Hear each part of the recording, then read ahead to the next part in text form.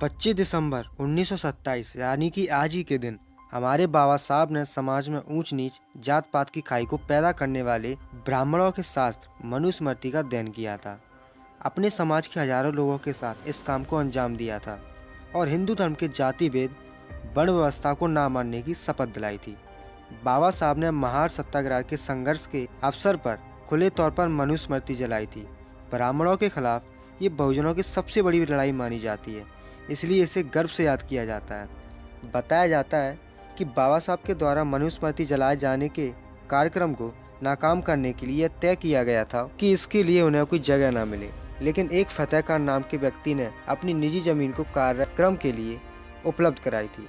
उन्होंने ये भी रोक लगाई थी कि आंदोलनकारियों को इसके लिए खाने पीने और अन्य जरूरतों की कोई चीज़ न मिल सके, जिसकी वजह से सभी चीज़ें बाहर से लानी पड़ी थी।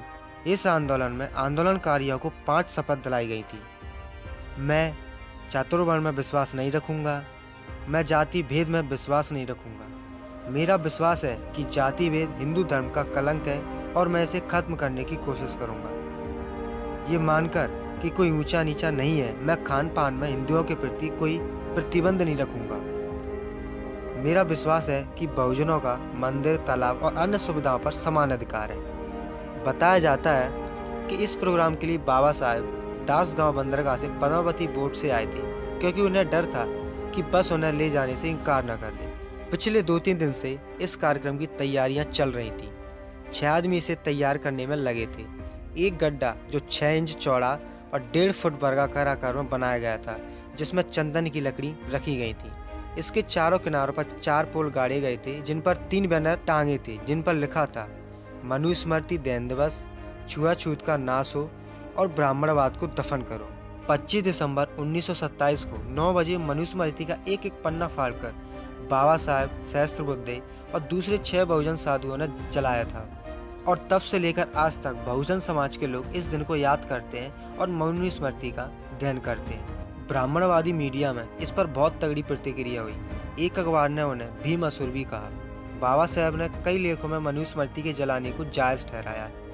उन्होंने कहा कि लोगों ने मनुस्मृति को पढ़ा भी नहीं है और कहा कि हम इसे कभी भी स्वीकार नहीं करेंगे। उन्होंने आगे घोषणा की, अगर मनुस्मृति जलाने से ब्राह्मणवाद खत्म नहीं होता है तो हमें या तो ब्राह्मणवाद से ग्रस्त लोगों को जलाना पड़ेगा या फिर हिंदू धर्म को छोड़ना पड़ेगा। आखिरकार बाबा साहब को हिंदू धर्म को त्याग कर बौद्ध धर्म को अपनाना पड़ा। इस मनुस्मृति का चलन आज भी इसी तरह है।